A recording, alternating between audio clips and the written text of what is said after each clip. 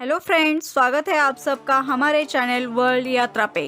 Friends, आज हम और एक नई सीरीज नॉलेज यात्रा लेके आए हैं, जिसमें हम आपको दुनिया के बहुत सारे चीज़ों के बारे में नॉलेज शेयर करने वाले हैं। जिसमें आज हम जानेंगे कि पेट्रोल, डीजल और बहुत सारे ईंधन हमें कैसे मिलते हैं, जो आज के समय में इंसान की एक सबसे बड़ी ज़रूरत है, जिसकी आवश्यकता हमें हर रोज़ पड़ती है। दोस्तों, जिसके बिना हम कहाँ आ जा भी नहीं सकते।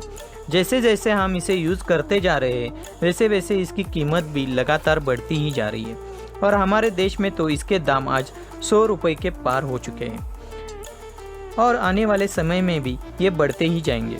और ऐसे ही इसका यूज़ होता रहा तो एक दिन ये सभी ईंधन सोने के भाव बिकेंगे।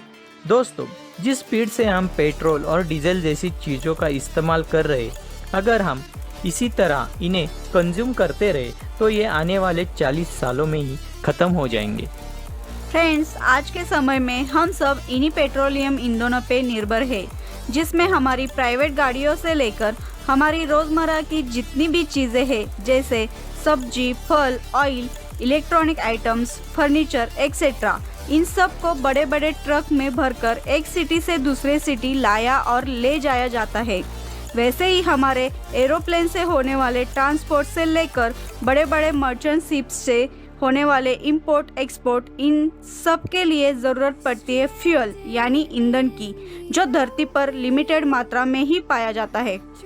और दोस्तों, बिना फ्यूल यानी ईंधन के कोई भी वाहन नहीं चल सकता। जब ईंधन के दाम बढ़ते हैं तो इसके साथ साथ महंगाई भी बढ़ जाती है, लेकिन कुछ किया भी नहीं जा सकता क्योंकि अभी हम पूरी तरह से इन्हीं रिसोर्सेज पर निर्भर हैं। लेकिन ये पेट्रोल और डीजल कैसे बनते हैं, आइए ये जानते हैं। दोस्तों, पेट्रोलियम यानी कच्चा तेल, और इसे क्रूड ऑयल भी कहा जाता है, ये ज़मीन के अंदर से निकाला जाता है। तो आप सोच रहे होंगे ये ज़मीन के अंदर कैसे बना। तो आपको बता दें कि हज़ारों लाखों साल पहले पेड़ पौधे और बड़े बड़े जीव जंतु ज़मीन के अंदर पृथ्वी पर आए विनाश के कारण दब गए और बहुत ज़्यादा दबाव और गर्मी के कारण इनके अवशेष कच्चे तेल यानी क्रूड ऑयल में बदल गए। फ्रेंड्स, इसके बाद इंसानों ने ज़मीन और समुंदर के अंदर क्रूड ऑयल यानी कच्चे तेल के भंडारों का पता लगाया और समुंदर की चट्टानों और ज़मीन से इस काले तरल पदार्थ को निकालना शुरू किया।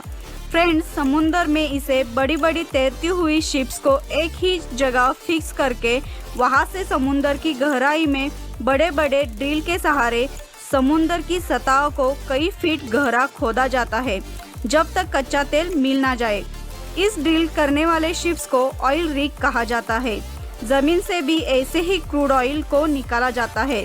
फ्रेंड्स, कच्चा तेल यानी क्रूड ऑयल हमें काले और गाढ़े तरल रूप में मिलता है। इसके बाद इस कच्चे तेल यानी क्रूड ऑयल को बड़े बड़े ऑयल टैंकर शिप से साफ यानी डिस्टिल करने के लिए कंपनियों में लाया जाता है, जिन्हें पेट्रोल ऑयल रिफाइनरीज कहा जाता है। यहाँ इस क्रूड ऑयल को बड़े बड़े बेलनाकार बर्तनों में डालकर गर्म किया जाता है। इस कच्चे तेल को अलग अलग तापमान पर उबाला जाता है और ये क्रूड ऑयल वेपोराइज्ड होता है, जिससे अलग अलग तापमान पर अलग अलग चीज़ें मिलती है, जो अलग अलग पाइपों द्वारा निकाली जाती है, जो सभी ज्वलनशील यानी फ्लेमेबल होती है। जैसे इसे 70 डिग्री से 110 डिग्री तक उबालने से पेट्रोल मिलता है, वैसे ही 180 डिग्री से 200 डिग्री तक केरोसिन जेट फ्यूल मिलता है और 250 डिग्री से 300 डिग्री तक उबालने से डीजल मिलता है। फ्रेंड्स, इसके अलावा इस क्रूड ऑयल को 300 से 350 डिग्री तक उबालने से ल्यूब ऑयल, लुब्रिकेंट्स और ट्रांसमिशन ऑयल मिलता है और 350 से 400 डिग्री तक उबालने से हेवी ऑयल मिलता है, जो बड़े बड़े शिप के इंजन को चलाता है और इलेक्ट्रिसिटी के लिए भी यूज़ किया जाता है। और 400 से 450 डिग्री तक उबालने से ग्रीस, वैक्स और मोम मिलता है। 500 डिग्री तक उबालने से बिटुमेन यानी डांबर मिलता है, जिससे हमारे रोड्स बनते हैं। और दोस्तों, यही नहीं, इस कच्चे तेल को माइनस टेम्परेचर से और शुरुआती 20 से 40 डिग्री टेम्परेचर में रखकर एलपीजी, प्रोपेन, ईथेन, मीथेन जैसे गैस निकाले भी जाते हैं। दोस्तों, ये क्रूड ऑयल पूरी तरह से सबसे अधिक यूजफुल है, जिससे इतनी सारी चीज़ें हमें मिलती है।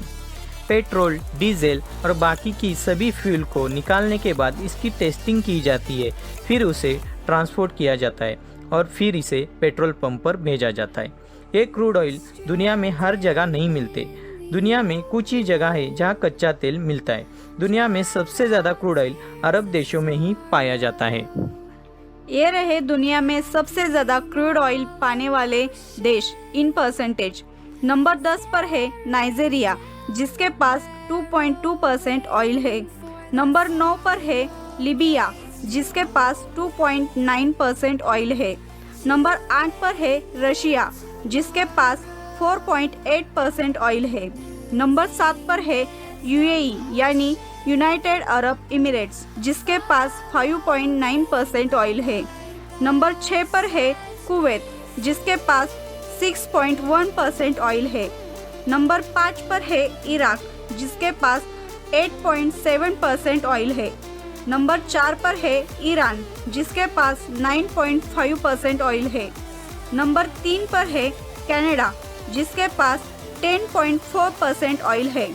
नंबर 2 पर है सऊदी अरेबिया, जिसके पास 16.2% ऑयल है। और नंबर 1 पर है वेनेजुएला, जिसके पास 18.2% ऑयल है। दोस्तों, और हमारा इंडिया 24 रैंक पे आता है। हमारे पास केवल 0.29% ही ऑयल है पूरे वर्ल्ड में। इसलिए हमें ज़्यादातर ऑयल इन्हीं देशों से इंपोर्ट करना पड़ता है।